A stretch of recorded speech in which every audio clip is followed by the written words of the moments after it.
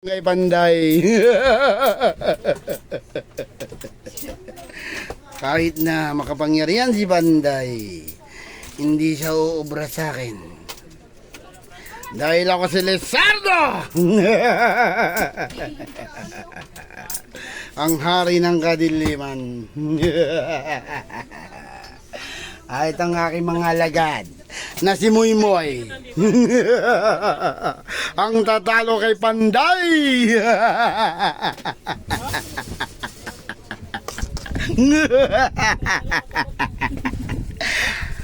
Sino bang gustong bumili nito?